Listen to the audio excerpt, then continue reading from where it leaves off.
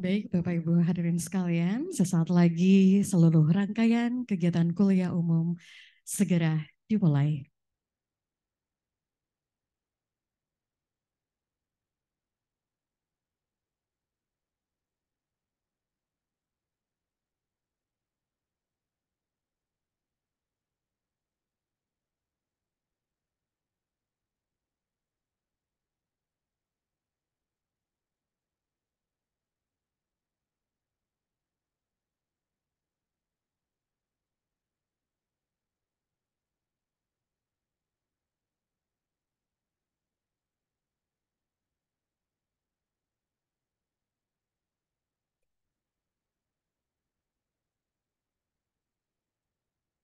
Assalamualaikum warahmatullahi wabarakatuh.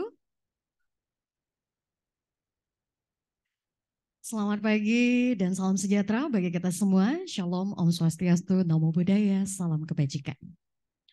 Yang terhormat, Panglima Komando Gabungan Wilayah Pertahanan II, Marsikal Madia TNI Andiawan Martono P, SIP, beserta jajaran. Yang kami hormati, Rektor Universitas Hasanuddin, Bapak Profesor Dr. Insinyur Jamaluddin Jempa, MSc. Yang kami hormati, Dekan Fakultas Hukum Universitas Hasanuddin, Bapak Profesor Dr. Hamzah Halim, SH, MH, MAP, beserta para wakil dekan. Yang kami hormati pula para dekan di lingkup Universitas Hasanuddin, yang kami hormati para ketua dan sekretaris Departemen Lingkup Fakultas Hukum Universitas Hasanuddin, yang kami hormati para ketua program studi, yang kami hormati para guru besar, para dosen, beserta seluruh sivitas akademika Fakultas Hukum Universitas Hasanuddin, dan tentunya yang kami banggakan seluruh peserta kuliah umum, para mahasiswa dan mahasiswi Fakultas Hukum Universitas Hasanuddin. Puji dan syukur kita panjatkan kehadirat Tuhan atas berkat dan rahmat-Nya pada hari ini.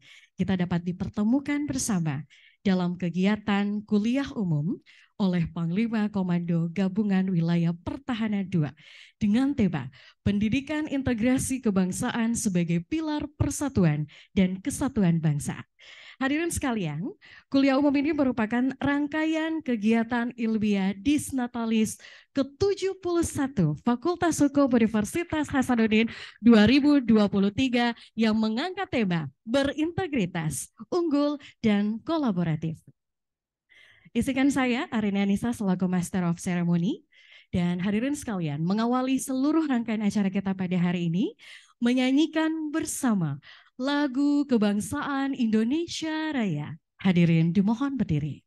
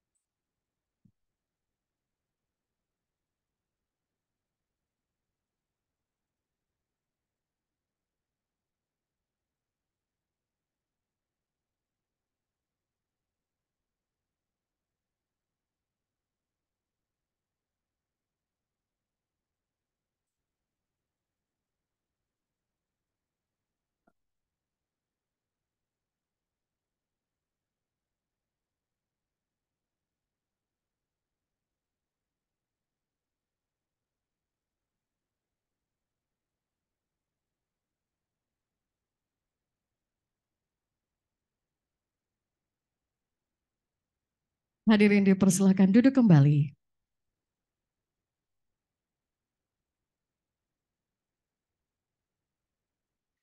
Bapak Ibu yang kami hormati, mari kita mendengarkan bersama sambutan oleh Rektor Universitas Hasanuddin sekaligus membuka secara resmi kegiatan kuliah umum kepada Bapak Profesor Dr. Insinyur Jamaluddin Jompa, MSc, dengan hormat disilakan. Bismillahirrahmanirrahim. Assalamualaikum warahmatullahi wabarakatuh. Selamat pagi, salam sejahtera buat kita semua. Yang saya hormati, yang kita banggakan bersama, Bapak Jenderal Andiawan Martono. Nama ini seolah orang Makassar juga, Pak, karena ada Andinya di depan. Tepuk tangan buat Pak Jenderal.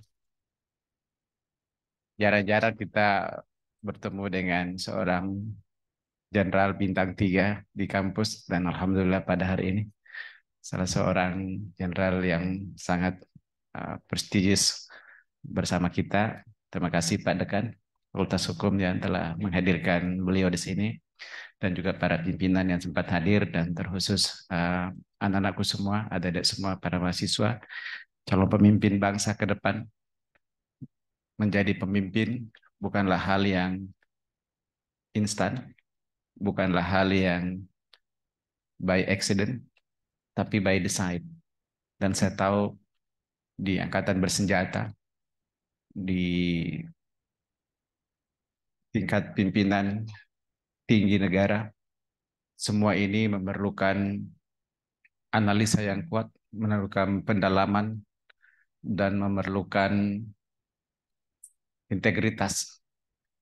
Semangat patriotisme membela bangsa bukanlah sesuatu yang hanya disebut saja, tapi harus ada sampai ke dalam hati. Ya.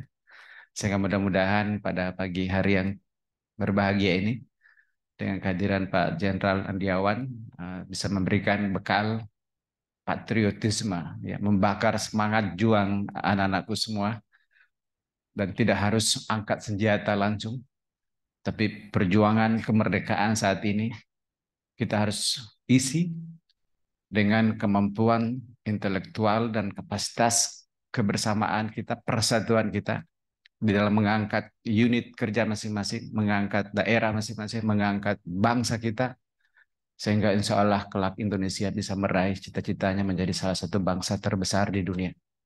Amin. Ya. Tepuk tangan dulu buat semangat kita pada hari ini.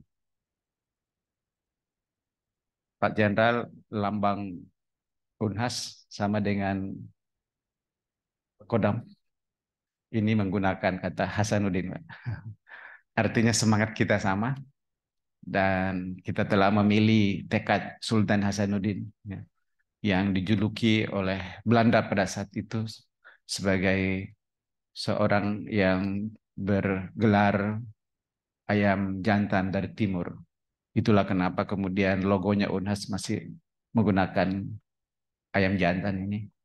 Karena semangat ini yang kita harapkan dari Indonesia Timur, semangat ini yang kita harapkan Unhas harus menjadi perekat bangsa sebagai universitas terbesar di Indonesia Timur khususnya, tapi juga terbesar salah satunya di Indonesia. Maka kita berharap kontribusi Universitas Hasanuddin itu real, itu nyata, dan salah satunya adalah kita lahirkan calon-calon pemimpin bangsa. Di bangku kuliah ini adalah awal kita menyiapkan diri. Peluang sangat besar, jangan negatif. Saya tahu informasi begitu dahsyat saat ini, memasuki seluruh ruang-ruang sendi-sendi, informasi yang masuk ke HP kita, ke laptop kita, bahkan di televisi, di radio, hampir semua informasi itu masuk. Yang lebih dari setengahnya kayaknya itu justru menggerogoti persatuan semangat yang kita harus imbangi. Dan hari ini kehadiran Pak Jenderal itu dalam rangka itu, mengimbangi rasa pesimisme itu dengan rasa positif bahwa bangsa ini insya Allah di tangan para pemimpin bangsa, kita harus positif untuk melihat ada roadmap menuju kepada bangsa yang maju, bangsa yang sejahtera, bangsa yang adil, makmur, dan jangan lupa, bangsa yang disegani oleh bangsa lain. Dari sisi tepuk tangan dulu, ya harus semangat ini ya. Mungkin karena puasa Pak Jenderal jadi masih suasana pagi-pagi, masih mau tidur sedikit tadi pagi kayaknya, tapi ada perintah Pak Dekan. Tapi orang Bugis mengatakan no gain without pain, ya. Tak ada sesuatu yang bisa kita dapatkan tanpa pengorbanan. Oleh karena itu, ketika diminta pagi-pagi hadir pun, lihatlah Pak Jenderal ya, lihatlah teman-teman di Angkatan Bersenjata, kedisiplinannya luar biasa. Saya malu tadi lebih duluan beliau datang daripada saya. Dan saya harapkan sekali lagi pada hari ini semangat itu muncul kembali ya. Tadi pagi setelah salat subuh saya baca-baca dulu, saya nulis-nulis sedikit ya. Dan saya kembali melihat prediksi dunia kepada bangsaku ini seperti apa sih? Kalau kita baca McKinsey, rasa-rasanya tidak ada alasan untuk kita pesimis bahwa kelak di tahun 2030 hanya sekitar 7 tahun dari sekarang. Berdasarkan prediksi Indonesia harus menerobos masuk ke 10 besar kekuatan ekonomi dunia. Ya. Bahkan bisa nomor 7 dunia, Pak. Karena kenapa? Potensi sumber daya alam kita begitu melimpah, bonus demografi di depan mata, peluang penduduk Indonesia yang produktif itu sangat besar, sementara negara lain penduduknya menua seperti Jepang misalnya. Di tahun 2030 mayoritas penduduknya sudah nggak produktif, semua harus disubsidi oleh orang-orang muda. Ya, sampai mendekati angka 70% itu harus disubsidi oleh orang muda. Sementara Indonesia pada saat itu justru yang disubsidi itu orang tua dan orang muda, komposisinya hanya kurang lebih 30% lebih. Artinya mayoritas penduduk kita adalah generasi produktif. Dan momentum itu kita harus raih. Karena datangnya hanya sekali dalam 100 atau 200 tahun. Kalau Indonesia gagal mencapai masuk ke negara maju dengan pendapatan 12.000 dolar GNP per kapita, maka ada kemungkinan kita justru menjadi negara gagal. Oleh karena itu, bahwa di sana ada peluang hanya bisa dicapai kalau semangat bersatu, semangat positif itu terbangun. Kalau generasi ini terlalu letoi, lembek, loyo, sedikit diprovokasi langsung emosi, wah ini bukan itu yang akan menjadi uh, persyaratan untuk menjadi negara maju. Ya, bahkan dalam bukunya seorang ahli ekonom dia tulis bahwa di tahun 2050 Indonesia itu menjadi ekonomi nomor 4 di dunia sama dengan jumlah penduduknya. Tapi dibutuhkan kekuatan sumber daya manusia. Ya. Kalau sumber daya manusianya loyo, tidak akan mungkin. Karena sumber daya alam tadi itu hanya sebagai pemicu.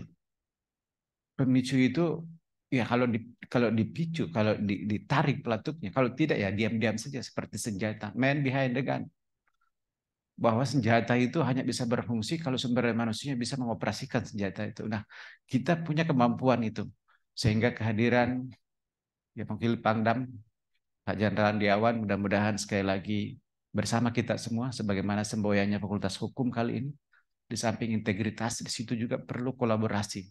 Sehingga kita harus berkolaborasi dengan seluruh elemen bangsa, terutama bapak-bapak, ibu-ibu, dan saudara-saudara kita dari seluruh aparat keamanan, tentu termasuk dari Angkatan Bersenjata, dari Kodam, dari seluruh unsur pimpinan. Ayo kita satukan kekuatan ini untuk merawat bangsa, untuk menjaga bangsa, sambil menyiapkan diri kalian masing-masing untuk menjadi pilar pembangunan bangsa, yaitu sumber daya manusia unggul.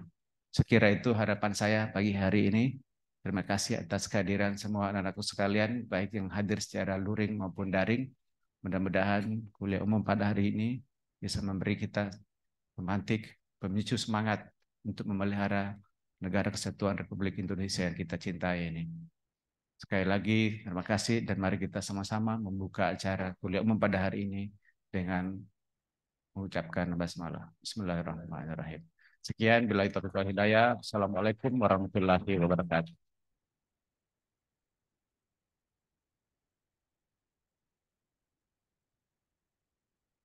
Hadirin sekalian, demikian kita dengarkan sambutan oleh Rektor Universitas Hasanuddin. Terima kasih, Prof. Dan tentunya Bapak Ibu dan hadirin yang kami banggakan, memasuki kegiatan inti kita pada hari ini. Mari kita mendengarkan bersama kuliah umum oleh Panglima Kogab Wilhan II, Marsikal Madya TNI Andiawan Martono P, SIP, yang akan dipandu oleh moderator Bapak Profesor Dr. Hamzah Halim SH MH MAP selaku Dekan Fakultas Hukum Universitas Hasanuddin. Baik, kami persilakan, Pak. Gini ya.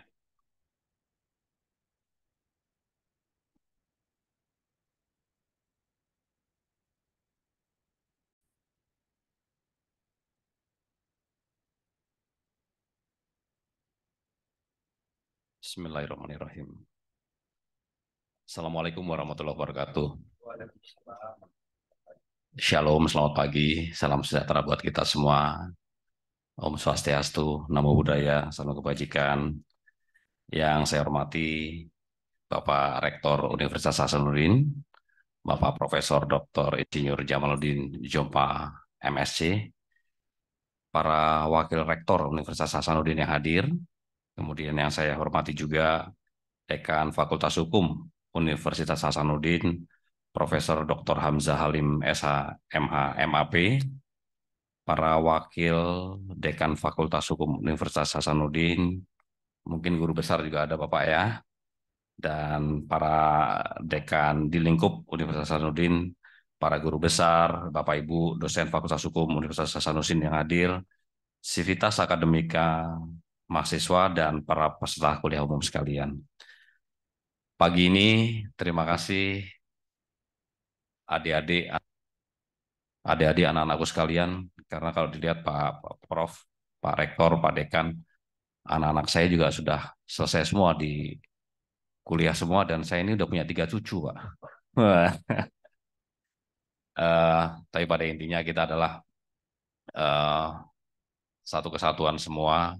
Dan saya juga pertama-tama mengucapkan terima kasih dan permohonan yang tinggi-tingginya dari Bapak Panglima TNI kepada Bapak Rektor, Bapak Dekan, adik-adik sekalian, atau anak-anakku sekalian, para mahasiswa di Fakultas Hukum Universitas Hasanuddin, karena beliau tidak bisa hadir hari ini, beliau mendampingi Bapak Presiden untuk melihat kesiapan di beberapa tempat Banten dan sekitarnya dalam rangka kegiatan di bulan Ramadan ini. Tapi beliau menyampaikan salam hormat, kemudian salam hangat, dan salam persatuan bangsa semuanya. Yang baru minggu kemarin saya diinformasikan, tolong ke sana untuk menyampaikan kuliah umum kepada adik-adik mahasiswa Universitas Hukum di Universitas Hasanuddin. Kemudian siap saya laksanakan segera mungkin. Jadi kalau dilihat kan, kalau banyak adik-adik semua itu melihat, kalau Angkatan Darat itu namanya Jenderal, Pak. Bapak Rektor dari anak kolong, saya juga anak kolong, Pak. Bapak saya sama-sama Angkatan Darat, Pak. Kemudian kalau Angkatan Laut itu namanya, kalau Jenderal itu namanya Laksamana, Pak. Laksamana. Kalau Angkatan Udara Marskal. Kalau orang biasanya awam bilangnya ya seperti bintang 1 itu Marskal pertama. Ini sekalian sosialisasi. Saya kebetulan Angkatan Udara. Kemudian bintang 2 itu Marskal Muda, bintang 3 itu Marskal Madya, dan bintang 4 itu hanya Marskal saja. Mengawali itu semua, saya juga menyampaikan nih, kalau tak kenal maka tak sayang ya semua, adik-adik semuanya, bahwa saya lahir di Malang, Pak. Bapak saya Angkatan Darat, tapi sebetulnya saya juga pernah berdinas di Makassar ini tahun 2010 dan 2015. Jadi saya juga termasuk orang di daerah Makassar, Sulawesi Selatan ini. Tepuk tangan buat kita semua ya, ya. Dan di Makassar ini banyak sekali masyarakatnya, sangat hubungannya baik. Kemudian yang paling enak adalah nyambung lidah, kita silaturahmi kan, rasa selera Nusantaranya di Makassar ini adalah sangat kental sekali. Masakannya enak-enak, di mana-mana enak-enak. Kemudian saya dari mulai kecil hidup di Malang, pindah ke Cirebon, Bapak saya Angkatan Darat, terus ke Jakarta. Nah, disampaikan sama Pak, saya tadi banyak cerita dengan Pak Dekan. Pak, Pak Dekan cuma saya belum ceritakan. Pak Dekan saya di SMA itu SMA 70 Pak di Jakarta. Dari SMA kelas 1 sampai kelas 3 saya banyak berantemnya dulu Pak. Ternyata di aparat keamanan kalau begitu saya melihat adik-adik berantem itu antara SMA dulu itu capek juga. Ternyata saya juga dulu merepotkan pihak keamanan. Nah, sekarang ternyata saya gantian dicapekkan. Makanya ini juga menyampaikan kepada adik-adik sekalian, ternyata kalau kita di apa namanya? Kita merepotkan orang, ternyata kita direpotkan kita capek juga. Nah, ini ada selalu refleksi ya, Pak ya, Pak ya. Tapi sebetulnya untuk kebaikan semuanya. Kemudian saya masuk di akademi itu lulus SMA tahun 86, saya sekolah di AAU Yogyakarta. Dan sebetulnya kalau kita masuk di Akademi Angkatan Udara pada saat itu, saya dulu lulus SMA nih nggak apa-apa ya sambil cerita ya Pak ya, kita pengalaman, kemudian kita juga nanti nyampaikan masalah kebangsaan. Itu wah kita hanya belajar ilmu perang Pak. Tapi tidak, ternyata begitu masuk di Akademi Angkatan Udara itu kita belajarnya ada 3 majoring. Aeronautika Engineering, Elektronika Engineering, sama Teknik Industri. Ternyata saya masuknya di elektronika. Tetap Pak, saya belajarnya tetap kalkulus 1, 2, 3, 4. Jadinya sama dengan teman-teman saya kuliah. Dan begitu lulus, saya dikasih kesempatan pada itu sekolah penerbang. Tetapi tahun 96, saya dapat kesempatan sekolah di ITB untuk ngambil S1-nya. Nah, tapi gini ceritanya. Terima kasih tepuk tangannya. Tapi ternyata saya harus terbang. Saya tinggalkan sekolah itu dan saya harus terbang. Kebetulan saya di Iswayudi, Pak. Di Iswayudi itu di Madiun, Jawa Timur. Dan saya menerbangkan satu pesawat yang dulu menjadi kebanggaan TNI dan TNI Angkatan Udara.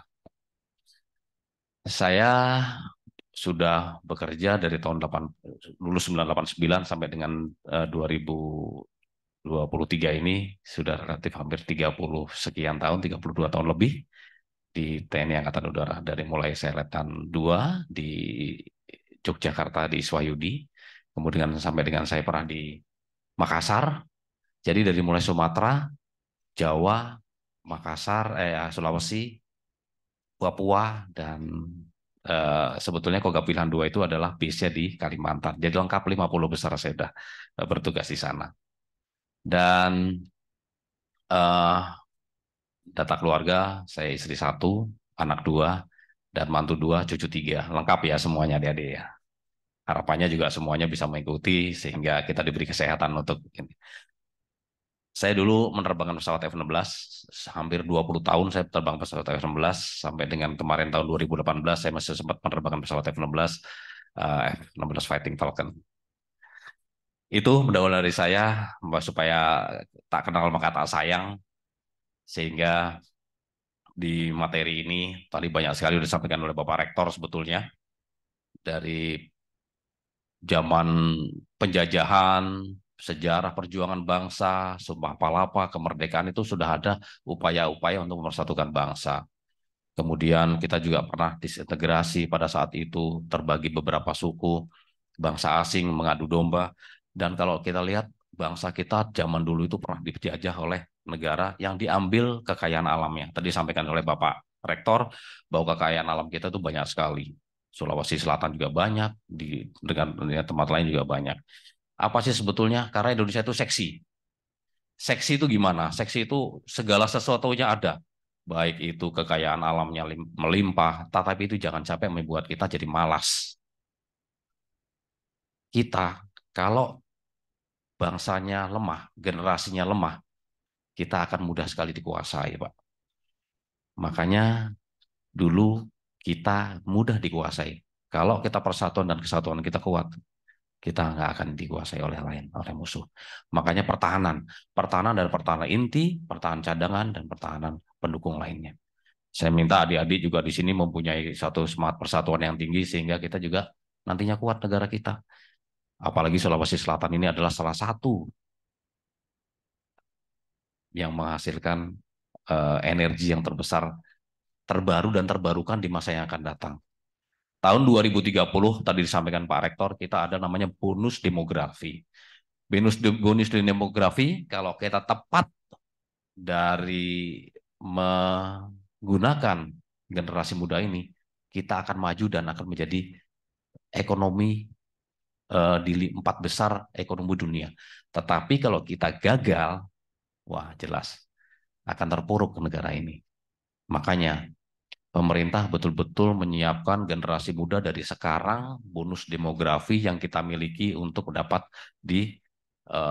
digunakan secara optimal di tahun 2030 ke atas. Kemudian lingkungan strategis. Wah, kalau kita lihat sekarang itu banyak perang di mana-mana. Perang fisik maupun fisik. Kalau kita lihat kemarin yang saat ini fisik jelaslah Rusia dengan Ukraina. Kemudian pergeseran generasi, perang menjadi potensi. Banyak sekali yang tadi disampaikan. Ini baru background ya yang saya sampaikan tadi.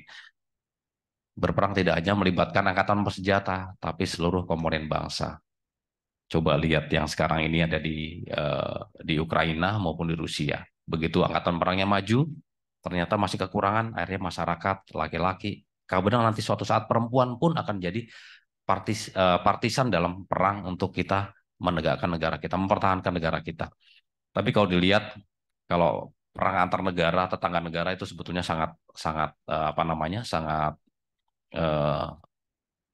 bisa serius maupun tidak serius. Karena kalau kita berperang dengan tetangga negara kita, ada saudara kita di sana. Dan begitu pula sebaliknya. Kemudian ancaman dengan lingkungan strategis, perangnya mindset, ideologi. Bisa saja perang. Nah, yang tadi, semua apa yang ada di layar HP kita, di laptop kita, informasi kita, kalau kita terima dengan mentah, tidak sesuai dengan teoritis kita, wah kita akan salah satu saat akan berpegang. Tetapi kalau kita lihat secara di lapangan, kita punya referensi yang lain, mestinya akan lebih baik.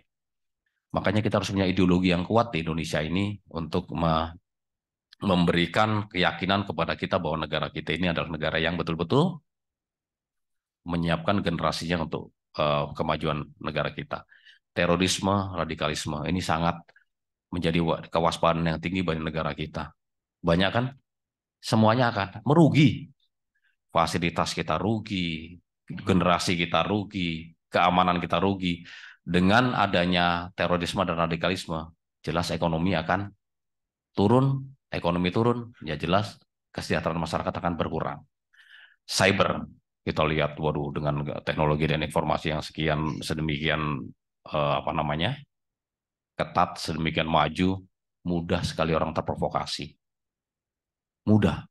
Apalagi orang pintar berargumentasi, semuanya itu akan mudah. Bencana alam kita di dalam Indonesia ini adalah ring of fire. Semoga nggak ngantuk ya, kita sama-sama puasa. Supaya tetap semangat ya adik-adik sekalian ya. Keamanan perbatasan transnasional, perbatasan adalah tanggung jawab. Ya saat ini memang tanggung jawab dari TNI dan Polri. Kemudian kita juga minta masyarakat sekitar juga tetap membantu kita dalam keamanan perbatasan. Indo-Pasifik jelas di Laut Cina Selatan ada Menendez Line itu yang sangat banyak sekali potensi yang ada di sana. Termasuk di Indonesia juga sebetulnya ada dulu itu kan yang beberapa tahun yang lalu dengan negara 2005, 2004 dengan negara tetangga kita yang kita akhirnya kalah di persidangan internasional. Demografi, teknologi dan modernisasi pertahanan. Nah ini adalah teknologi yang sangat cepat sekali. Konflik intra antar negara dan pandemi.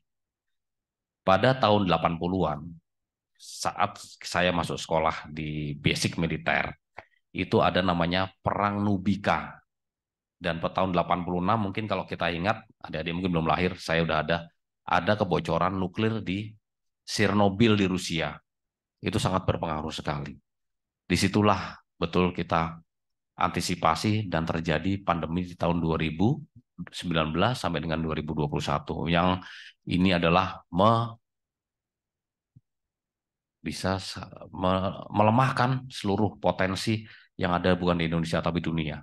Pandemi kita sudah merasakan bagaimana beratnya, bagaimana sakitnya, bagaimana bagaimana lemahnya negara kita, personel kita, negara yang lain-lain juga tetap semuanya akan berdampak dari pandemi ini.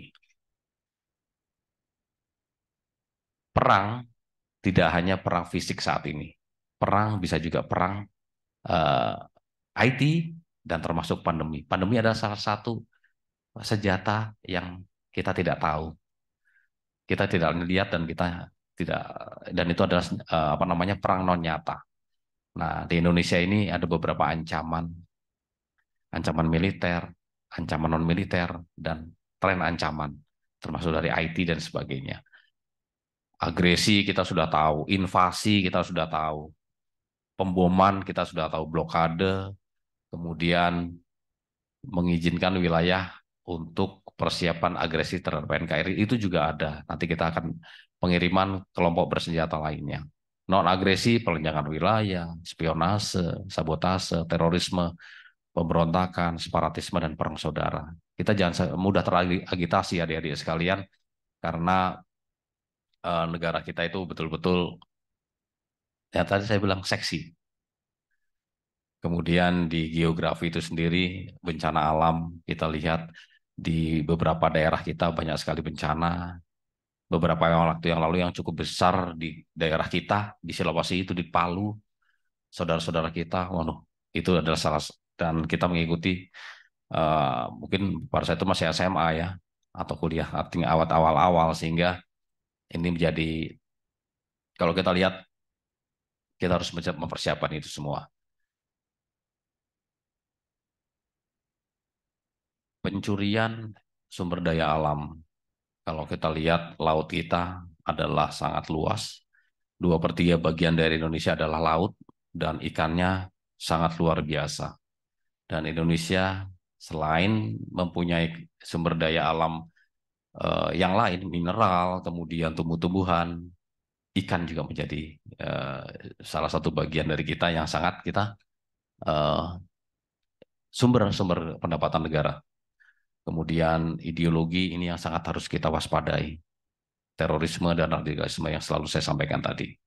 Politik, kita mengikuti politik perkembangan dalam negeri maupun politik luar negeri untuk supaya kita bisa menjalankan mana sih sebetulnya yang benar, sehingga kita dapat mengikutinya dan mendukung kegiatan dengan baik. Ekonomi dan penyalahgunaan hal-hal yang terlarang ini sangat menjadi atensi. Mestinya suatu saat kita juga perlu diperkenalkan, Bapak Rektor, Bapak Dekan dari BNN, maaf, sehingga apa efek-efeknya, apa yang menjadi hal sesuatu. Karena pada saat saya sekolah pun saya dikasih ilustrasi, dikasih gambaran, kemudian dikasih film-filmnya. Kalau sampai kita terkena dari hal-hal yang terlarang, obat terlarang dan lain sebagainya, sehingga kita bisa menghindari itu semua. Wabah penyakit atau pandemi juga bersama, keserapatan teknologi, perang cyber dan intelijen, dan legislasi. Ini mungkin salah satu yang saat ini cukup ramai, masalah legislasi, apalagi di adik-adik Fakultas Hukum ini adalah nanti akan sangat erat kaitannya dengan legislasi.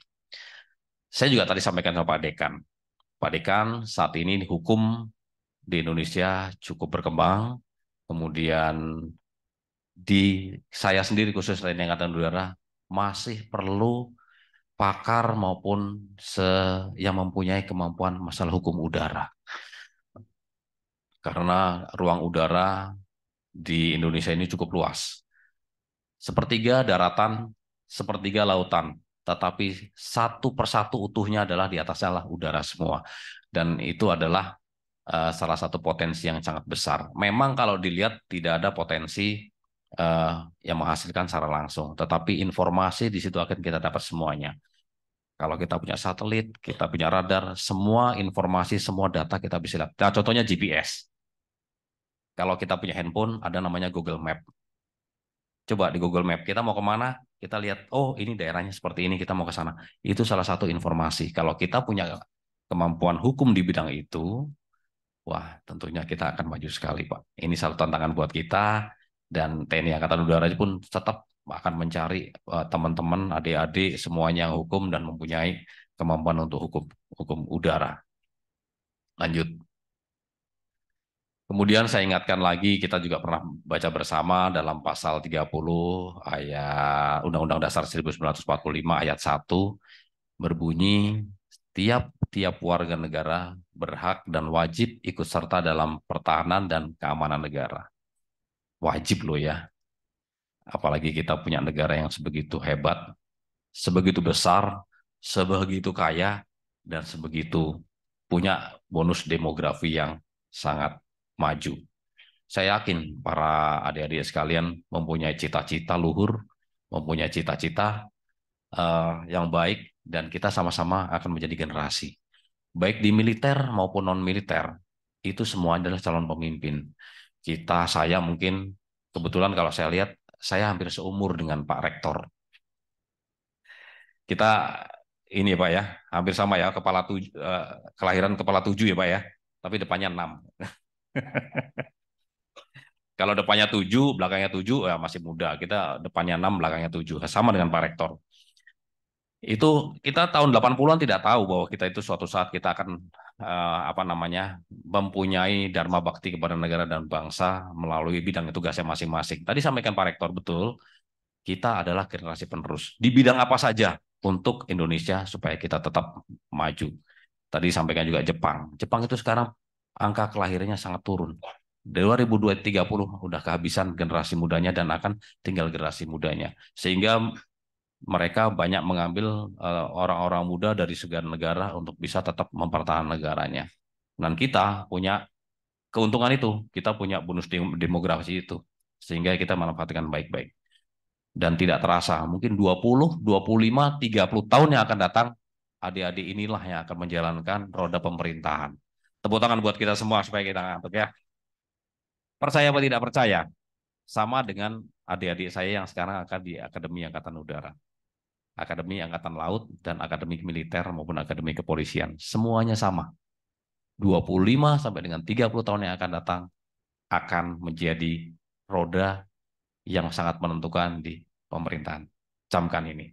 Asal kita mempunyai satu tujuan, memajukan negara kita dan ikut mempertahankan dan keamanan negara kita. Lanjut. Nah, ini mainnya. Kita punya pilar kebangsaan, mempertahankan negara oleh setiap warga negara. Pancasila yang dari dulu kita sekolah menjadi dasar negara kita, dan Undang-Undang Dasar 45 ada pembukaan batang tubuh dan lain sebagainya, Bhinneka Tunggal Ika dan untuk keutuhan NKRI. Lanjut. Saya coba singkirannya.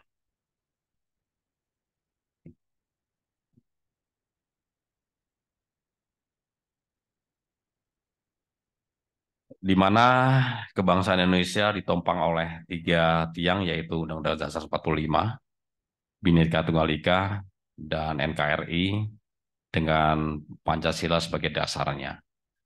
Sehingga Pancasila merupakan dasar utama yang dijadikan sebagai landasan negara dalam mengatur semua aspek kehidupan berbangsa dan bernegara. Dan Pancasila sendiri ada 5, yang salah satunya, yang satu sama lainnya saling berkaitan dan saling menghidupkan. Setiap sila dari Pancasila ini tidak dapat berdiri sendiri. Pancasila pada awal kemerdekaan Indonesia disosialisasikan di Dewan Keamanan PBB oleh Bapak Presiden Soekarno. Beliau menyampaikan itu semua.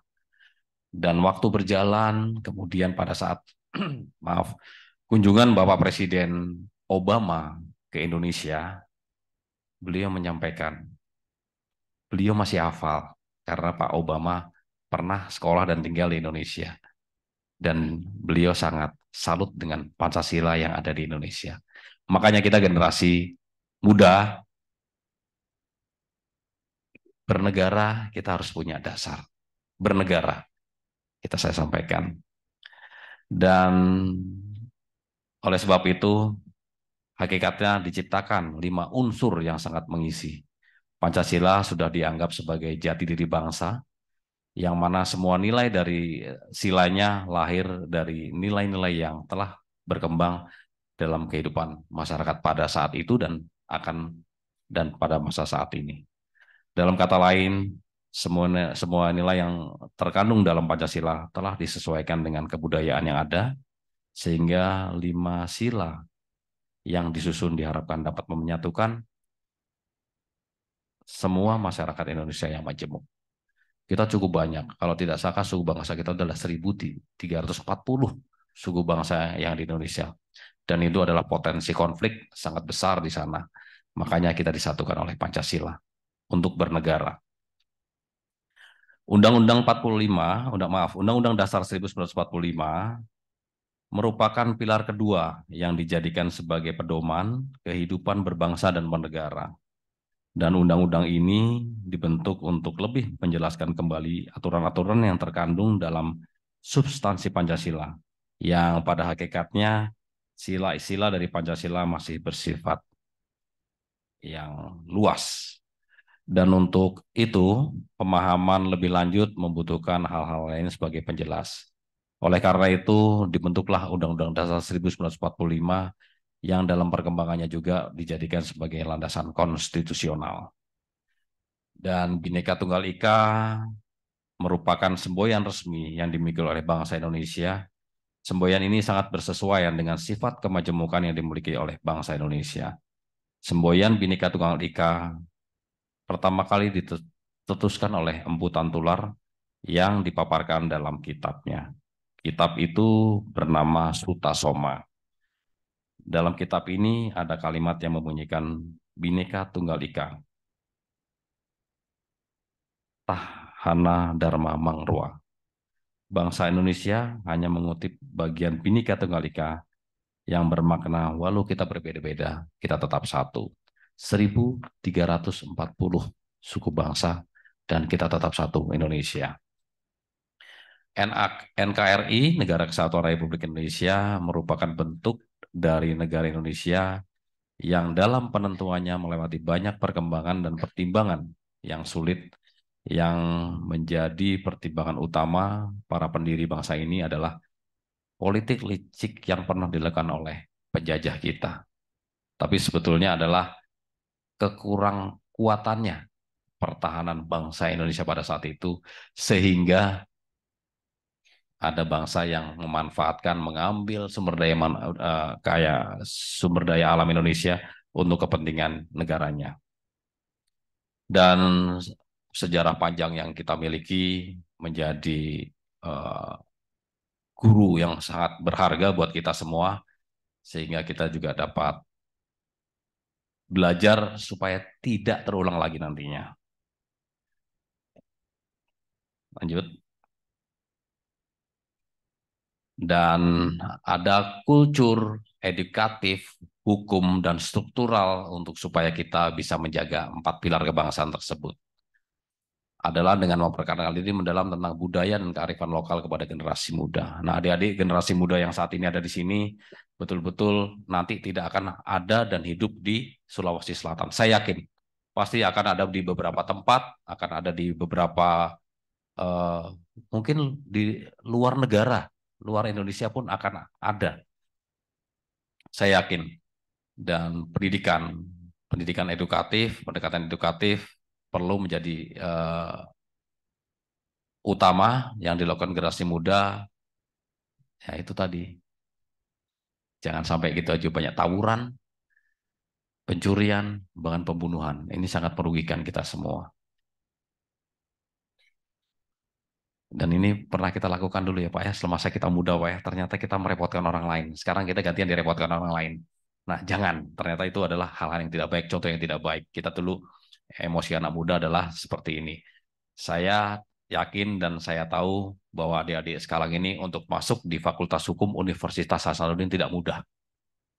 Dari 7.000 yang saya tadi sampaikan sama Pak Dekan, hanya tahun kemarin tidak sampai 10%-nya.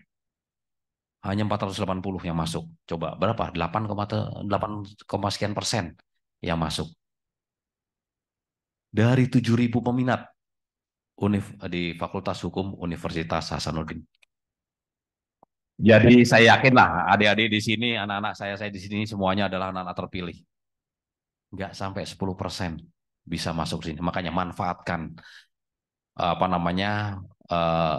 di Civitas Akademika Universitas Hasanuddin Fakultas Hukum ini adalah untuk saling menimba ilmu, saling berbagi ilmu, kemudian saling mencari teman, karena tidak lama lagi, nggak lama, 5 tahun, 10 tahun, begitu lulus 15 tahun, 20 tahun sampai 30 tahun tidak lama. Semua waktu berjalan dengan cepat. Saya yakin itu. Sekarang memori SMA aja sudah mulai agak-agak hilang nih adik-adik semua nih. Apalagi sekarang mau di Natalis ke-71, kemudian apa namanya lulus, bekerja, ada yang melanjutkan S2, ada yang melanjutkan S3, kemudian bisa duduk menggantikan Bapak Dekan maupun Pak Rektor, jadi bisa guru besar di sini. Semuanya adalah harapan kita semua, generasi kita maju, khusus di fakultas ini semua. Makanya edukasi itu paling utama. Sumber daya manusia, sumber daya alam akan bisa dimanfaatkan kalau sumber daya manusia kita baik. Hukum, pendekatan hukum adalah segala tindakan kekerasan dalam bentuk apapun harus ditindak dengan tegas. Ini negara kita betul-betul sedang mengupas, sedang mempelajari, memperdalam bagaimana hukum yang baik dan yang tepat untuk di Indonesia ini. Kita lihat apa namanya, mengikuti berita yang saat ini sedang tren, bagaimana pakar hukum kita sedang berargumentasi, beradu untuk mencari jalan yang terbaik terhadap permasalahan yang ada di negara kita. Dan struktural, jelas ini secara organisasi, kita harus betul-betul punya latar belakang atau background. Tadi disampaikan Pak Rektor, untuk jadi pemimpin tidak instan, untuk jadi pemimpin tidak tiba-tiba, untuk jadi pemimpin tidak accident, tetapi kita melalui proses. Sama mungkin Pak Dekan, Bapak-Bapak Guru Besar, kemudian Pak Rektor, meniti dari bawah. Contohnya, kita kalau harus mengerjakan sesuatu, seyogyanya kita pernah mengerjakan itu. Di pendidikan, khusus di militer, kita pernah namanya jadi tukang pel, kita pernah menjadi bersih-bersih, kita pernah ngetik, kita pernah menjalankan sesuatu yang dari low, medium, maupun dengan sampai manajerial yang tinggi. Apabila kita memberikan tugas kepada seseorang, berarti kita sudah pernah melalui itu semua. Sehingga kita tahu orang ini bekerja dengan baik apa tidak. Itu adalah pendidikan secara tidak langsung, secara hierarkis untuk menjadi seorang pemimpin. Baik perempuan maupun laki. Di militer pun sekarang ada namanya taruni. Tidak hanya taruna saja, jadi ada yang laki dan ada yang perempuan. Semua punya kesempatan yang sama. Dan di perempuan pun di Angkatan Udara, Pak, sekarang ini ada penerbang tempur perempuan. Jadi tidak hanya laki-laki saja. Sama, mempunyai kesempatan yang sama. Dan semuanya, baik di adik-adik mahasiswa dan dari kalangan militer pun punya kesempatan sama untuk memimpin negara ini. Mari kita semangat untuk memimpin negara ini dengan baik, adik-adik sekalian ya. Yuk, tepuk tangan. Lanjut.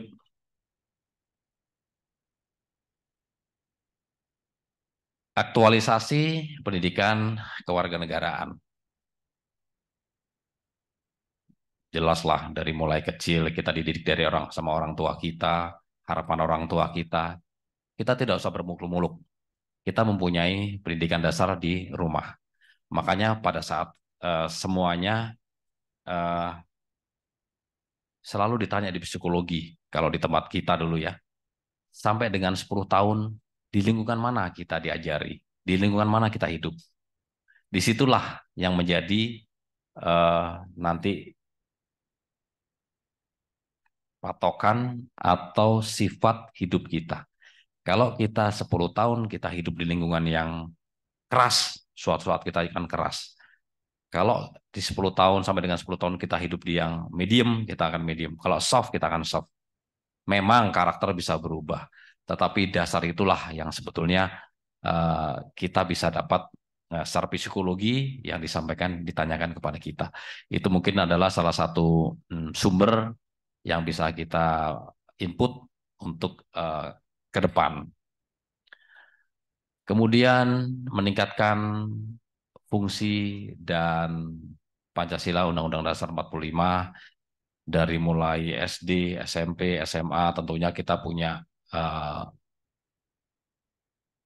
pelajaran dan disampaikan memang adalah hal-hal orang-orang yang ingin membiaskan, tetapi pada intinya negara kita harus punya dasar negara, yaitu Pancasila dan Undang-Undang Dasar 45 merupakan konstitusi negara yang mengatur kewenangan, tugas, dan hubungan antara lembaga negara.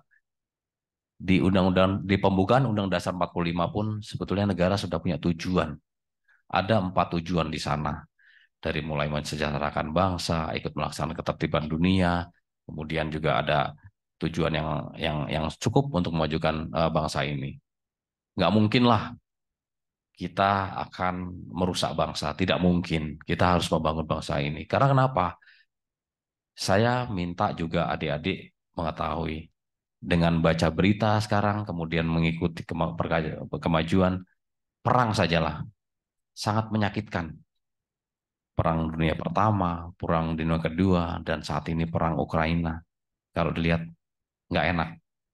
Janganlah sampai terjadi seperti itu. Perang antar suku, perang antar daerah, perang antar agama, itu adalah hal-hal yang harus kita tinggalkan. Nggak enak. Kita nggak bisa tidur nyenyak, kita tidak bisa makan enak, kita tidak bisa belajar dengan baik, kita tidak bisa bertemu dengan keluarga. Nah, contohnya pada saat kita kuliah di sini sajalah. Saya yakin tidak semuanya dari Sulawesi Selatan. Semuanya ada yang dari Jawa, ada yang dari Sumatera, ada yang dari Kalimantan, ada yang dari Papua juga, mungkin ada rekan-rekan dari Papua. Kemudian ada ya, Pak Dekan ya, alhamdulillah. Kemudian ada yang dari Maluku. Kemudian dari Sulawesi pun tidak semuanya dari Sulawesi Selatan. Tapi rekan-rekan yang dari Sulawesi Selatan kemudian dapat kuliah di sini, di Unhas, itu akan beda. Bisa bertemu dengan keluarga. Tetapi kalau kita berjauhan, ya kita punya semangat untuk itu semua. Memang pasti kangen sama keluarga, pengen bertemu keluarga. Apabila mau lebaran gini ya Pak ya. Nah, ya Pak, mau lebaran gini mesti kapan mulai liburnya nih? Kapan kita bisa pulang bertemu dengan keluarga? Itu manusiawi. Makanya itu, marilah kita jaga kekompakan kita, hati kita, adik-adik sekalian, untuk menjadi salah satu yang menjadi pilar bagi keutuhan bangsa kita. Karena tidak hanya TNI dan Polri saja, nggak bisa. Kita hanya alat utama saja, adik-adik sebagai alat cadangan, nanti komponen cadangan dan pendukung yang sangat kita butuhkan. Kalau adik-adik nanti bisa membantu kita, wah alangkah baiknya itu. Dari satu universitas ke universitas yang lainnya, kita kan punya badan eksekutif mahasiswa yang menyampaikan kepada perwakilan universitas lainnya, marilah kita sama-sama mendukung, menjaga keamanan dan persatuan kita, itu yang kita inginkan. Kalau kita berantem terus, nggak akan bisa bangun. Kita berantem terus, nggak akan kita bisa belajar. Kita berantem terus, kita tidak akan bisa punya ketenangan. Maka itulah, marilah kita bersatu sesuai dengan semboyan Bhinneka Tunggal Ika, dan kita punya cita-cita. Cita-cita kita tinggi sekali. Kita harus adil dan makmur tentunya, dan punya kesatuan dan persatuan yang baik. Adil dan makmur apa? Ya ini salah satunya, basic-basicnya ada di sini semua, di adik-adik sekalian. Tepuk tangan buat adik-adik sekalian. Karena hukum, keadilan adalah di bagaimana kita menerapkan hukum dengan baik. Lanjut. Dan Pancasila harus menjadi gerakan nasional kita. Bukan saja akan menghidupkan kembali memori yang telah tapi kita adalah menjalankan roda pemerintahan yang telah diamanatkan oleh rakyat. Ini kita terus harus mengingatkan, baik mengingatkan kepada TNI, kepada Polri maupun penyelenggara pemerintahan atau negara yang lainnya lagi. Bapak sudah menyampaikan seperti ini, Bapak harus bisa menjalankan dengan baik. Karena manusia harus selalu saling mengingatkan. Lanjut.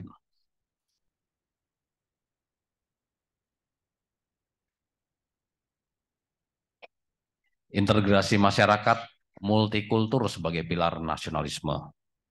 Untuk mewujudkan integrasi nasional dalam masyarakat multikultur, peranan penyelenggara negara sangat diperlukan di samping keikutsertaan seluruh warga negara. Yang tadi saya sampaikan, yang tadi Pak Rektor sampaikan, kita tidak akan bisa bekerja sendiri tanpa ada dukungan dari masyarakat, kemudian dari adik-adik mahasiswa, karena kita tahu perubahan orde di Indonesia dari Orde Baru, Reformasi, itu adalah turut peran sertanya para mahasiswa seluruh Indonesia. Dan saya mengikuti itu tahun 98, yang harapannya negara kita ke depan adalah lebih maju, lebih demokrasi, dan tentunya adik-adik sekalian punya peran yang sama dengan kakak-kakak kalian yang sudah melaksanakan di tahun 98. Dan setiap pemimpin pemerintah dari seluruh unsur berkewajiban untuk mendorong setiap warga negara yang memiliki hak untuk memberikan kontribusi setiap keputusan pemerintah, baik langsung maupun tidak langsung, lewat mediasi, legislasi yang mewakili kepentingan sesuai perundang-undangan. Ini sekarang banyak sekali legislasi undang-undang yang harus kita diperbaiki, di-upgrade lagi, kemudian diadakan lagi, tentunya untuk kepentingan dan kelangsungan bangsa kita. Dan partisipasi ini setiap unsur akan merasa ikut memiliki dan berperan serta bertanggung jawab kepada semua pihak yang dikeluarkan oleh pemerintah, dan implementasinya bahwa hukum harus dijalankan secara adil tanpa pandang bulu, terutama hukum untuk hak asasi manusia. Tentunya dengan kemajuan teknologi banyak sekali yang sudah kita lihat dan sudah pelajari. Di militer juga ada namanya hukum humaniter. Perang itu nggak sekedar perang aja. Perang itu kita harus punya hukum-hukum yang sebelum perang, sebelum masuk ke medan perang, kita semuanya dikasih pelajaran masalah hukum humaniter. Nggak boleh orang udah angkat tangan, kemudian udah nyerah di bawah, tetap disiksa atau ditembak, nggak boleh. Kita punya hukum itu semua. Dan apabila itu nanti kelihatan dan terjadi dan ada buktinya, kita kena menjadi penjahat perang. Tidak semudah itu. Kemudian penggunaan senjata pun sudah dibatasi. Dulu di tahun 70-an kita ada namanya senjata bakar. Begitu dilepaskan dari alutsista, bisa membakar sekian ratus meter, sekian puluh kilometer, sekian puluh kilo, sekian puluh meter, sekian ratus meter. Itu membahayakan, bom bakar napalm. Sekarang sudah tidak diperbolehkan lagi. Itu salah satu undang-undang hukum yang harus diterapkan dan diikuti oleh militer. Militer pun punya hukum, Pak.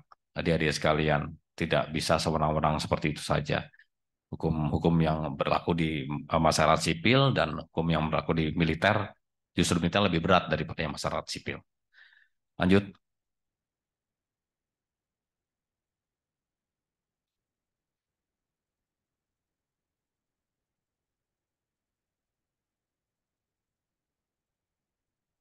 Udah kesimpulannya. Tapi alhamdulillah Pak Rektor, nggak ada yang ngantuk Pak Rektor. Saya lihat Pak Rektor, meskipun agak serius. Semoga, karena kadang-kadang kalau kita melihat ke depan itu ada dua. Kita jelas atau kita blas gitu kan ya. Blas ngeliat-liat itu sampai tembus ke ujung sana, sampai dengan 5 km kita begitu tanya dibangunin, Mas, Dede, apa? Oh, baru bangun. Tapi ini enggak semuanya, semuanya serius semua Bapak. Karena memang sesuatu yang harus kita miliki semua, masalah di tubuh kita, di hati kita, bahwa ternyata bangsa kita itu bangsa yang besar, sangat besar.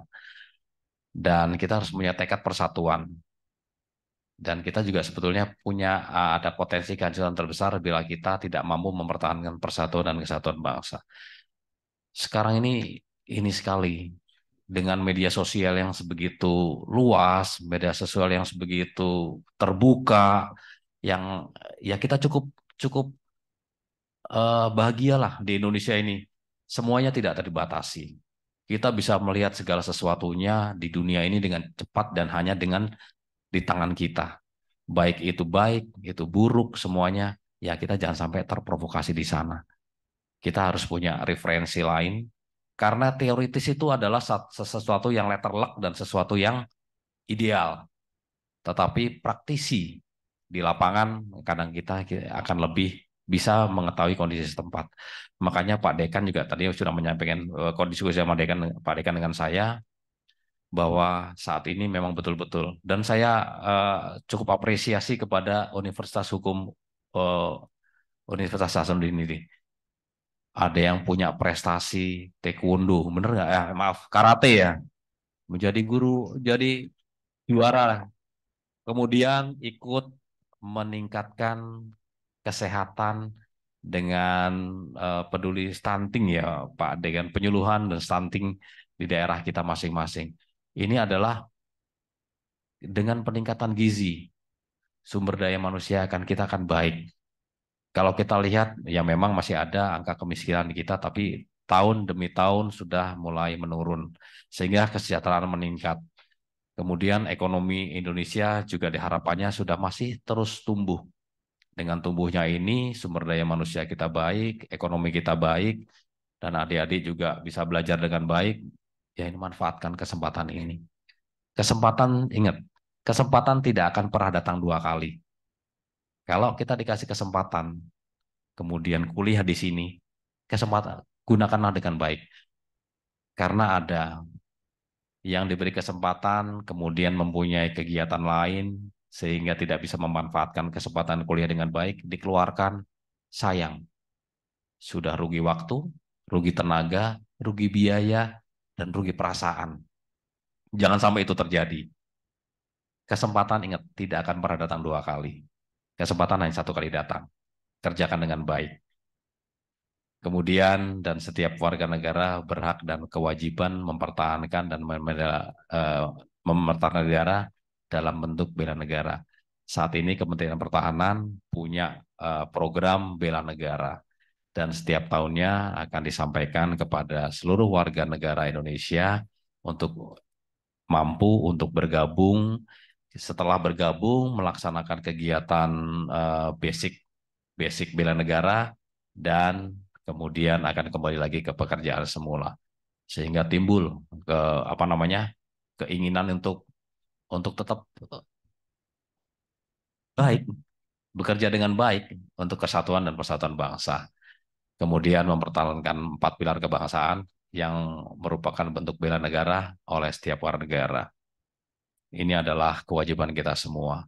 Kita yang lahir di Indonesia, warga negara besar Indonesia, kemudian kita hidup di Indonesia, dan kita cinta tanah air Indonesia. Karena bagaimana? Kita, Bapak dan Ibu sekalian, adik-adik sekalian, sudah sering sekolah dan belajar di negara lain. Yang paling nikmat aja tetap di rumah kita sendiri, Pak. Seperti lagunya, apa itu? Rumah kita sendiri. Ada yang tahu nggak? God bless, the God bless. Nah itulah. Itu adalah gambaran dimanapun kita akan kangen dengan rumah kita sendiri. Di luar negeri, 1 tahun, kita homesick. Kita cinta sama negara kita sendiri. Apalagi dengan rasa masakan dan makanan Makassar. Enak sekali itu. Tepuk tangan buat kita semua. Dan dari yang saya sampaikan itu semua, saya juga tetap menyampaikan pada saat kita sekolah, saya sekolah khususnya, dan ada referensi, saya pada saat itu melihat ada salah satu jenderal angkatan laut yang menyampaikan ini juga, kuliah umum di salah satu universitas di Amerika Serikat. Dia adalah jenderal, bukan McCaffrey, saya lupa namanya. Beliau menyampaikan bahwa instrukturnya beliau itu adalah veteran perang Vietnam. Gurunya dia pada saat itu adalah veteran perang Vietnam. Beliau menyampaikan seperti ini. Ini bisa buat adik-adik semuanya. Untuk merubah dan merubah suatu bangsa, itu berawal dari tempat tidur. Nah, ini. Kemudian, jangan berasumsi negatif loh ya. Semuanya berawal dari tempat tidur. Jadi, pada saat kita basis militer, begitu bangun tidur Pak, mesti Pak Rektor juga mesti ada pelajaran dari orang tua seperti itu. Tempatkan tempat tidur rapi. Tempatkan bantal pada tempatnya. Tempatkan guling pada tempatnya. Tempatkan selimut pada tempatnya. Setelah kita bisa menempatkan itu semua, kita akan bisa melaksanakan tugas kita sesuai dengan porsi dan tugasnya masing-masing. Apabila itu sudah tercapai, kita punya pola pikir yang sama, kita punya kecintaan yang sama, kita punya kesamaan dan keseragaman yang sama, sehingga kita bisa merubah negara untuk lebih baik dan merubah dunia secara bersama. Terima kasih. Billahi taufiq wal hidayah. Assalamualaikum warahmatullahi wabarakatuh. Om Santi Santi Santi.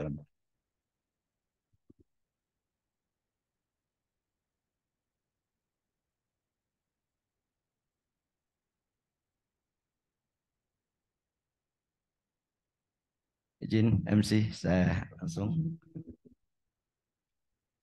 Izin Pak Rektor, saya baru teringat mewakili Sivitas Akademika Universitas dan Fakultas Hukum Unhas.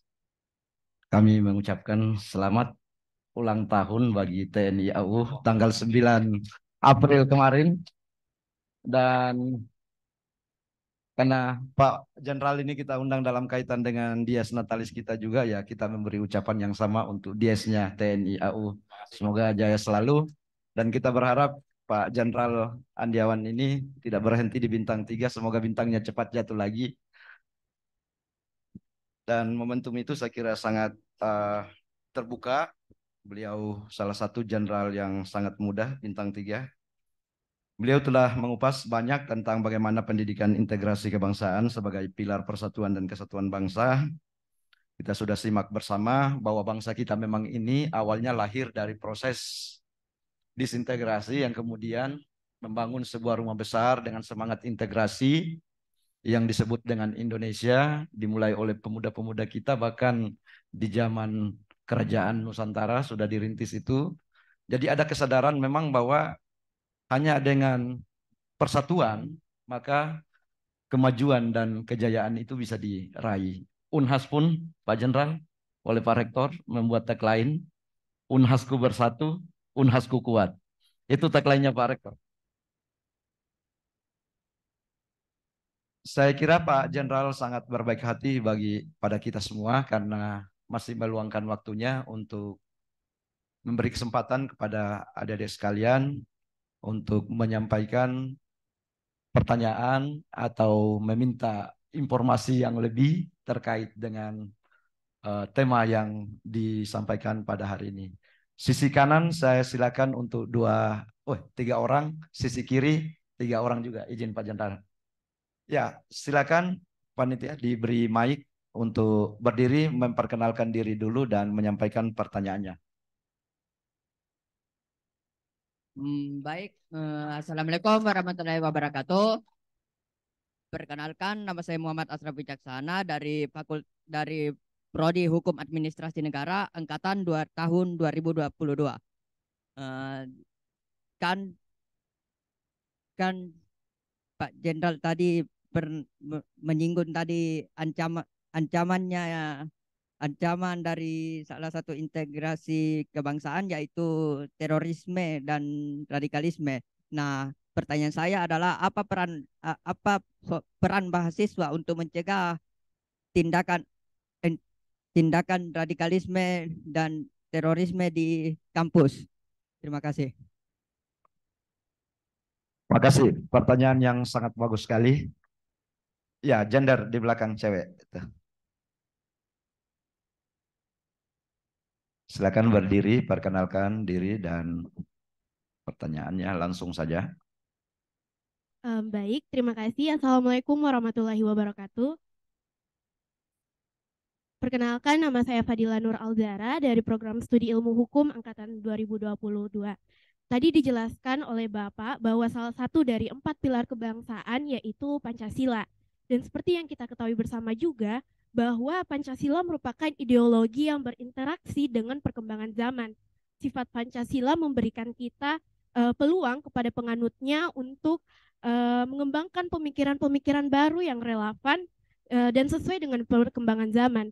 Namun Pak, hal ini akhirnya menjadi tantangan bagi kami generasi milenial karena pada akhirnya berorientasi pada diri sendiri, menjadi pemberontak, emosional, dan tidak logis. Lantas, solusi apakah yang dapat kita implementasikan untuk tetap menjaga Pancasila sebagai pilar kebangsaan tanpa merenggut hak-hak bangsa dalam berekspresi dan mengembangkan diri agar menjadi sumber daya manusia yang sesuai dengan batasan Pancasila sebagai dasar negara. Sekian, terima kasih. Wassalamualaikum warahmatullahi wabarakatuh. Waalaikumsalam warahmatullahi wabarakatuh. Pertanyaan yang sangat bagus. Paling belakang.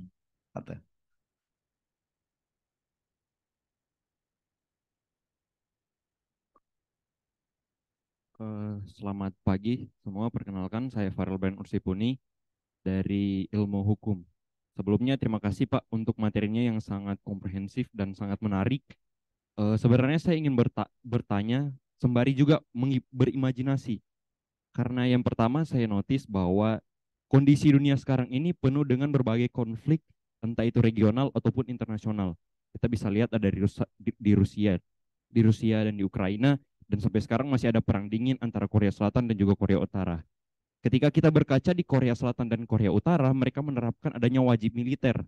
Sekarang saya ingin bertanya, ketika kita berkaca di negara kita sendiri, ada gerakan separatisme, dan juga peluang-peluang untuk perang dengan negara lain itu masih besar. Sehingga saya ingin bertanya kepada Bapak yang juga ahli dalam bidangnya, yaitu di TNI, saya ingin bertanya apakah Bapak memerlukan atau Indonesia memerlukan adanya wajib militer untuk saat ini ataupun untuk nanti. Terima kasih. Ya, baik. Terima kasih. Sekarang saya ke sisi kiri. Ada? Ternyata, ada satu. 1, 2. Ya, yang baju putih dulu, Pak.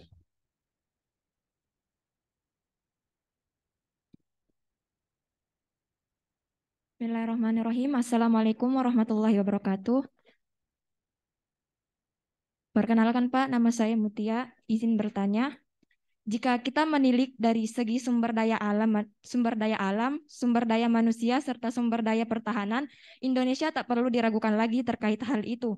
Seperti yang dikatakan oleh Bapak Dekan tadi, bahwa Indonesia harus mampu menerobos masuk ke dalam lingkup ekonomi dunia dengan pendapatan $12 US agar masuk sebagai negara maju. Namun menurut Bapak, apakah Indonesia mampu mencapai hal tersebut?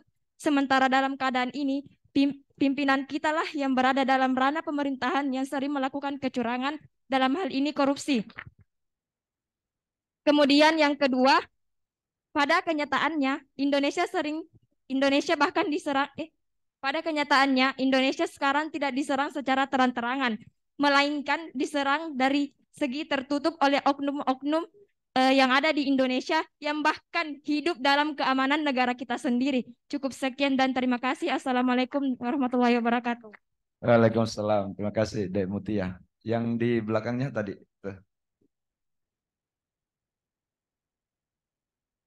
Ya, silakan, Dek. Perkenalkan, nama saya Andi Marsha Malika dari Prodi Ilmu Hukum Angkatan 2022. Baik Pak, saya mau bertanya, apa yang harus dipersiapkan oleh masyarakat dan bangsa Indonesia atau seluruh masyarakat di dunia untuk menghadapi bonus demografi di masa yang akan mendatang? Sekian dan terima kasih. Ya, baik. Terima kasih. Ade Marcela. Masih ada satu lagi kiri. Oh, paling depan sini. Laki-laki.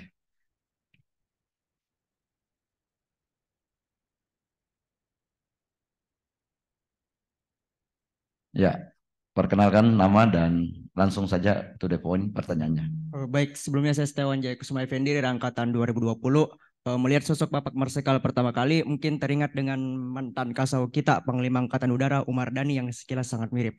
Mungkin langsung saja Pak, di zaman globalisasi saat ini semua itu serba terbuka, banyak hal-hal yang bisa mengancam bangsa kita, khususnya ideologi-ideologi asing.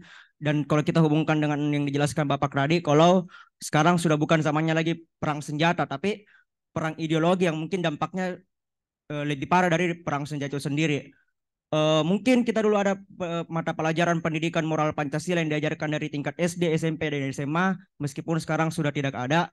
Pertanyaan saya, bagaimana kita memanfaatkan atau menanamkan Pancasila sebaik mungkin ini untuk menangkal segala ideologi-ideologi asing yang justru yang akan mengancam generasi muda kita dan ideologi kita, yaitu Pancasila. Sekian dan terima kasih. Baik, terima kasih untuk Adik Setiawan. Saya kira sudah ada 6 penanya dan untuk sesi pertama kita tutup dulu. Nanti kita lihat waktunya Pak Jenderal, kalau masih ada kita lanjut ke sesi kedua. Untuk menyingkat waktu saya silakan langsung ke Pak Jenderal. Terima kasih Pak Dekan sebagai moderator. Adik-adik sekalian, terima kasih pertanyaannya. Ini pertanyaan luar biasa semua ini. Dari yang pertama sampai dengan yang ke-6. Tapi pada intinya nanti kita rangkum menjadi satu jawaban yang sering relevan. Masalah ancaman integrasi terorisme dan di kampus. Ya kita peran kita semua, peran yang ada petinggi yang semuanya ada di kampus dan adik-adik sekalian adalah mempunyai satu peran yang sama. Saling mengingatkan, saling belajar dan supaya kita tidak saling merugikan.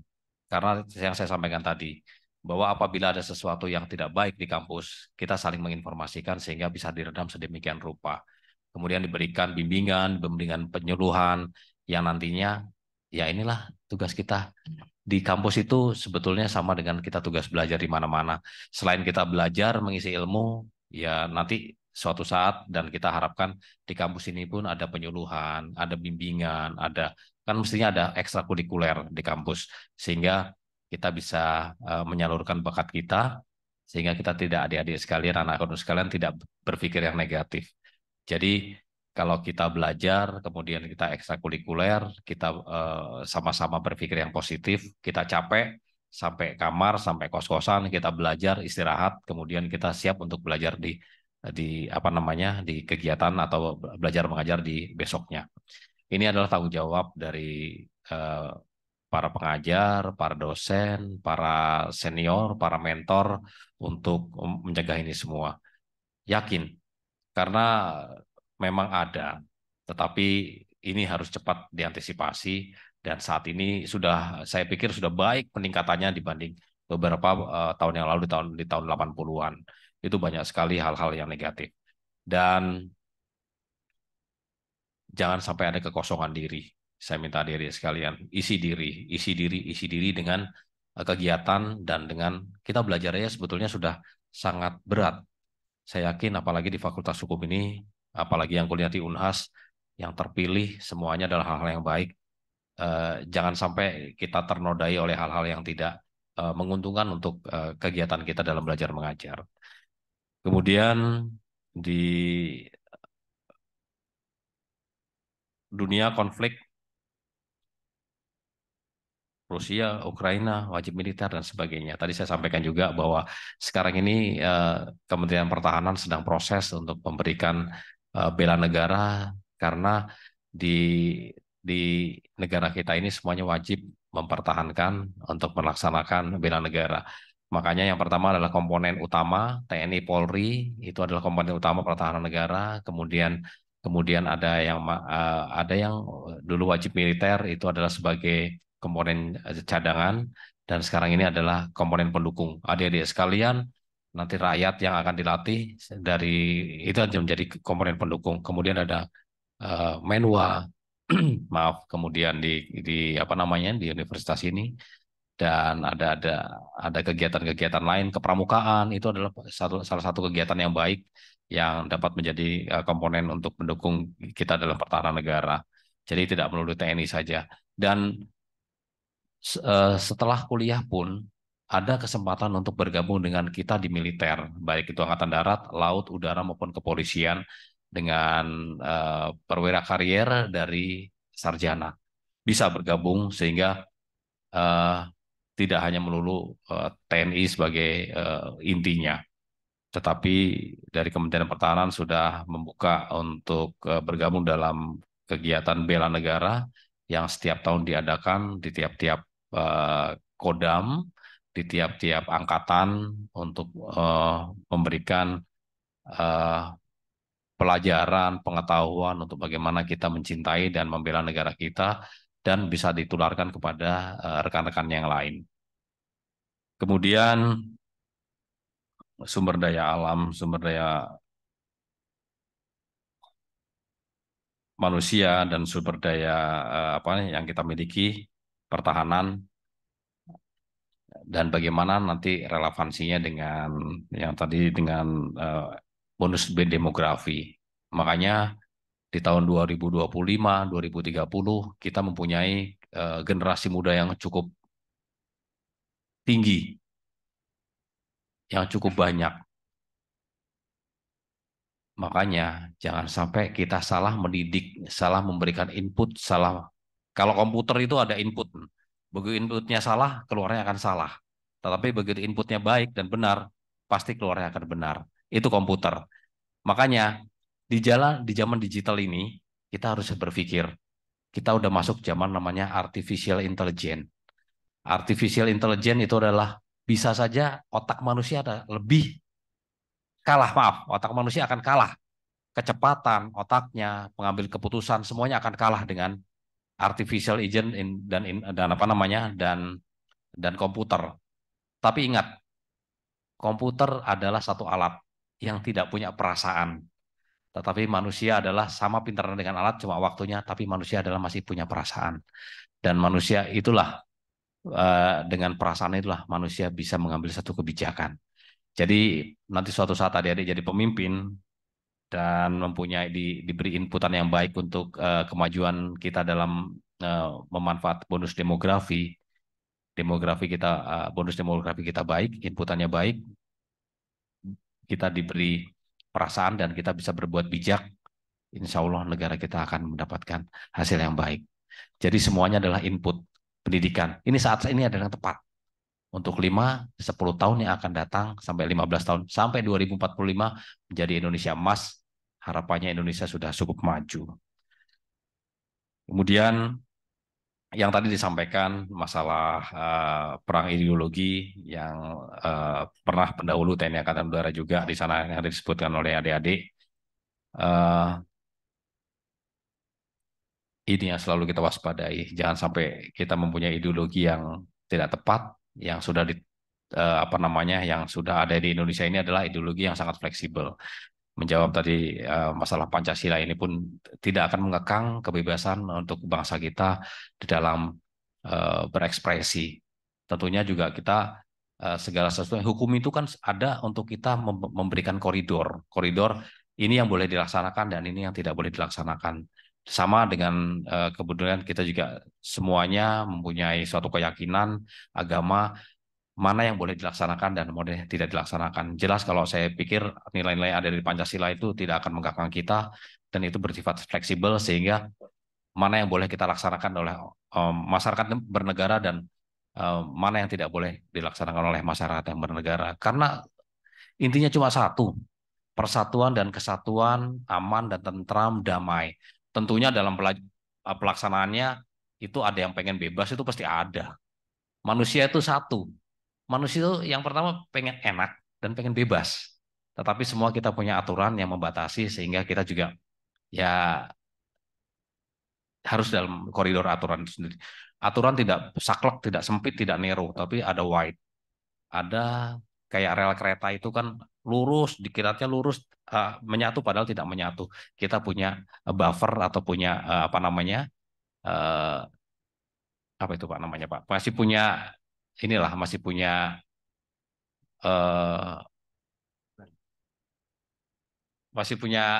tidak harus lurus, tapi kita masih punya batas kiri kanan sehingga dalam batas yang itu kita masih bisa melaksanakan itu semua. Ini adalah sifat dasar manusia. Kita maunya bebas, tetapi kita punya aturan yang harus kita ikuti sehingga kita punya tujuan yang sama. Tujuannya pokoknya kalau apalagi di sini sudah punya rel kereta ya Pak ya. 2 gini kan, tapi lurus kita akan tujuan ke satu stasiun yang sama nantinya. Di tengah-tengah itu kita masih punya batas kiri kanannya. Itu saya pikir yang saya sampaikan secara Singkat mungkin dari 6 pertanyaan yang tadi disampaikan, satu lagi mungkin yang tadi di Pak Rektor itu ya, masalah apa namanya bonus demografi, khususnya masalah dengan ekonomi yang lebih tahu. Terima kasih Pak. Baik Pak Jenderal, barangkali Pak Rektor merespons, silakan Pak Rektor. Saya mau menjawab, tapi sekaligus saya mau bertanya kepada Pak Marsikal Nadia. Sebenarnya kalau di Amerika itu Marshal itu lebih tinggi daripada Jenderal, tapi di Indonesia nggak dikenal itu Pak Marshal. Ya. Jadi Marsikal Nadia ataukah nanti setelah bintang 4 menjadi Marshal, kalau di Amerika itu lebih tinggi dari Jenderal. Tapi kalau di Indonesia supaya lebih keren, lebih gampang disebut saja Pak Jenderal. Iya. Untuk bonus demografi apa yang kita harus siapkan, yang jelas bahwa itu adalah kesempatan dalam konteks konfigurasi demografi, ya. Penduduk kita yang produktif ini harus banyak lapangan kerja tentu. Jadi saudara-saudara jangan hanya nanti mencari pekerjaan, tapi ciptakan sebanyak mungkin lapangan kerja. Peluang kita membuat lapangan kerja banyak sekali, termasuk sebenarnya mengisi lapangan kerja di berbagai negara. Oleh karena itu, anak-anakku sekalian juga persiapkan bahasa, persiapkan diri, dan insya Allah banyak sekali peluang. Nanti kita jelaskan mungkin secara lebih rinci nanti di dalam beberapa kegiatan-kegiatan kemahasiswaan di Unhas saat ini. Itu dipersiapkan nanti banyak sekali kegiatan dari UKM-UKM dan juga untuk kewirausahaan yang kita harapkan Fakultas Hukum juga tidak harus betul-betul hanya menjadi lawyer saja, tapi jadilah siapkan diri Anda untuk mengisi begitu banyak nanti peluang pekerjaan. Tapi Pak Jenderal, satu pertanyaan yang barangkali kadang-kadang mungkin takut bertanya nih. Sering ada diskusi-diskusi warung kopi mengatakan ya, Pak Marsikal Nadia ini kan seorang Panglima Komando Pertahanan 2 ya. Ada yang selalu mengatakan, betul nggak sih bahwa Indonesia ini kalau diserang oleh negara tetangga dalam 2 hari itu pelurunya sudah habis nih. Kan ngeri-ngeri sedap nih Pak Jenderal ini. Saya tidak yakin sih itu terjadi ya. Apakah kita kembali kemudian pakai bambu runcing, kan tidak enak gitu ya. Atau pakai panah atau apa ya. Seberapa kuat sih kita sebenarnya dalam konteks pertahanan sehingga anak-anak kita ini jangan panik ketika misalnya ada rumor bahwa ya sebetulnya ada negara yang agak usil ini untuk mencoba-coba mengganggu Indonesia ya. Saya pikir beliau bukan hanya seorang Marsikal Nadia penerbang yang canggih tapi juga memiliki pemikiran strategis. Sebenarnya kita tidak selemah itu. Silakan Pak Jenderal. Terima kasih Pak Rektor. Ini satu pertanyaan yang susah Pak sebetulnya Pak.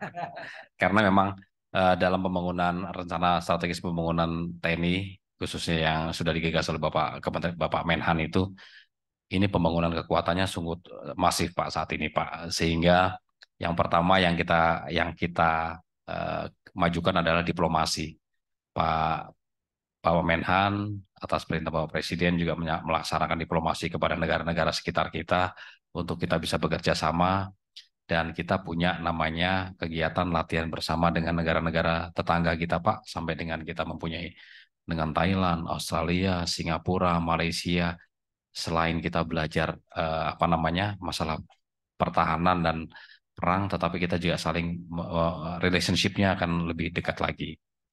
Dengan hal tersebut, dalam proses pembangunan ini yang memang saat ini anggaran di Kementerian Pertahanan pun sangat terbatas Pak, tidak sampai 1% dari GDP. Kemudian nanti akan meningkat lebih dari itu sehingga pembangunan kita akan lebih besar dan kita cukup dipertimbangkan di kawasan ini Pak. Kalau masalah harinya itu fleksibel karena saya yakin dengan adik-adik yang saat ini duduk di Universitas Hasanuddin, Fakultas Hukum, dan adik-adik yang ada di tempat yang lain termasuk bangsa kita akan bisa mempertahankan Indonesia itu dengan waktu yang sangat lama, Pak. Meskipun ada perang. Demikian, Pak Rektor. Siap. Dari UNHAS kita siap untuk membackup ini ya. Terima kasih, Pak. Baik, terima kasih Pak Rektor dan Pak Jenderal. Saya kira setiap pertemuan pasti berakhir dengan perpisahan. Tapi perpisahan itu bukan berarti tidak akan ada pertemuan selanjutnya. Kami berharap ketemu dengan Pak Panglima, Pak Jenderal Andiawan ini dalam posisi medianya sudah hilang Pak. Amin. Amin, amin. Jadi saya kira apa yang disampaikan oleh beliau tadi dan tadi Pak Rektor sudah terakhir bertanya, biasanya kalau sudah selesai Pak Rektor tidak ada lagi yang di atasnya gitu. Pak Panglima, kalau boleh tahu wilayah tugasnya Pak Jenderal ini masuk Sulawesi? Betul, wilayah saya dari Kalimantan sampai dengan Sulawesi, Bapak. Izin Pak Jenderal, hari ini siap, Pak Rektor. Hari ini kurang lebih 500. Saya berharap ini menjadi duta integrasi bagi bangsa kita. Dan insya Allah di tahun 2023 ini, Pak Jenderal, atas kebijakan Pak Rektor, Fakultas Hukum diberi tambahan kuota mahasiswa baru sebanyak 700 dari 2 prodi. Dan mohon izin dan mohon dukungannya Pak Jenderal, saya tiba-tiba bercita-cita bisa bekerja sama dengan Pak Jenderal untuk mahasiswa baru saya 700 orang itu jadi duta integrasi nanti dengan pendidikan kewarganegaraan bila negara 2 hari Pak Jenderal. Kalau bisa kita pakai di Pakato Pak Jenderal. Siap, alhamdulillah. Ya, siap Pak Rektor. Nanti kita menembak di sana Pak Rektor. Baik, saya kira itu dan kesimpulan yang saya bisa tarik dari apa yang disampaikan oleh beliau dalam kuliah umum ini bahwa pendiri bangsa kita ini sebenarnya sudah mewariskan ke kita 4 pilar kebangsaan kita untuk menjadi pegangan dalam menjaga dan membangun integritas bangsa kita ini. Ada Undang-Undang Dasar, ada NKRI, ada Bhinneka Tunggal Ika, dan ada Pancasila. Ketika kita menerapkan itu dan berpedoman pada 4 itu, saya yakin disintegrasi tidak akan terjadi di bangsa kita. Ini yang penting dan perlu kita pahami bersama. Sama pertanyaannya adik tadi, mulai dari pejabat sampai kepada mahasiswa baru nantinya, bahkan seluruh warga Republik Indonesia. Atas nama institusi, universitas, dan fakultas, mohon maaf Pak Rektor, menyampaikan terima kasih dan penghargaan yang setinggi-tingginya atas waktu dan kesempatan yang telah diluangkan oleh Pak Jenderal untuk hadir berbagi kita bersama dengan kami di Universitas Hasanuddin, khususnya di Fakultas Hukum UNAS.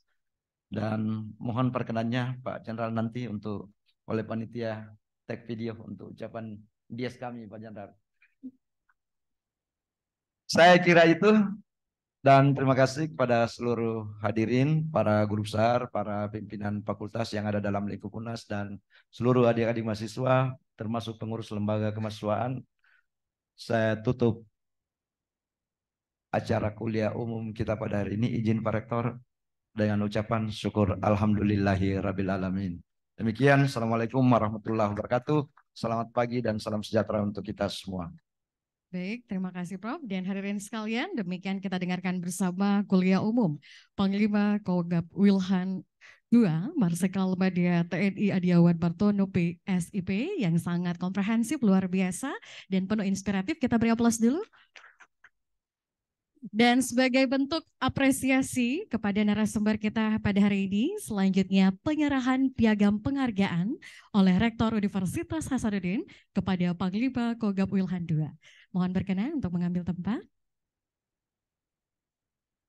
Dan juga didampingi oleh Dekan Fakultas Hukum Universitas Hasanuddin.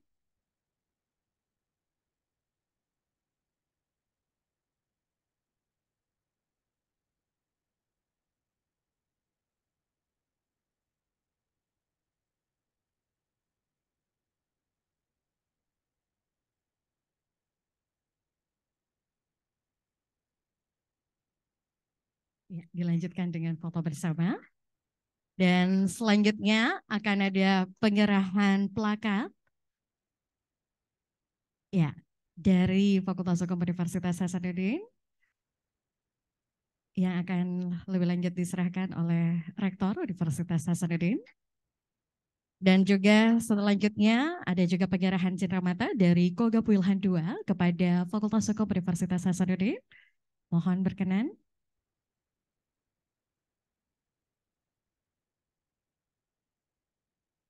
Ya. Dan terakhir ada penyerahan cenderamata dari Fakultas Hukum Unhas yang akan diserahkan oleh Dekan Fakultas Hukum Universitas Hasanuddin. Baik, terima kasih banyak Bapak.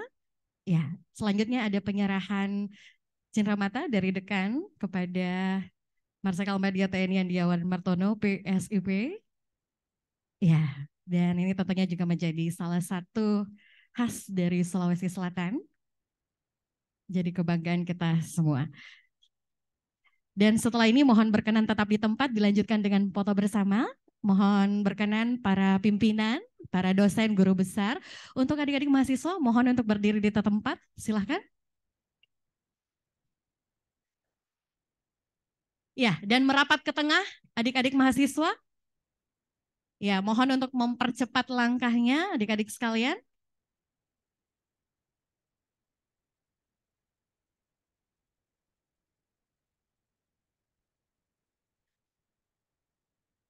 Ya, mohon merapat ke tengah adik-adik mahasiswa.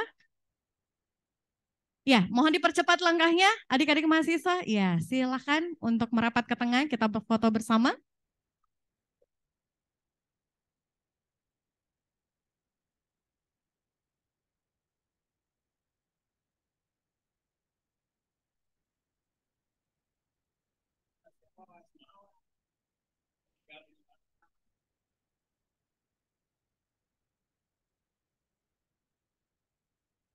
Baik, terima kasih banyak kami ucapkan tentunya kepada narasumber kita yang luar biasa. Sekali lagi kami ucapkan terima kasih banyak atas kesediaannya untuk memberikan kuliah umum dan berbagai inspiratif kepada seluruh adik-adik mahasiswa. Demikian kegiatan kuliah umum dengan tema pendidikan integrasi kebangsaan sebagai pilar persatuan dan kesatuan bangsa. Sekali lagi kami ucapkan terima kasih banyak kepada Panglima Kogab Wilhan II, Marsikal Madya TNI Andiawan Martono PSIP. Demikian hadirin sekalian seluruh rangkaian kegiatan kita. Saya akhiri wabillahi taufik wa hidayah. Wassalamualaikum warahmatullahi wabarakatuh dan selamat siang.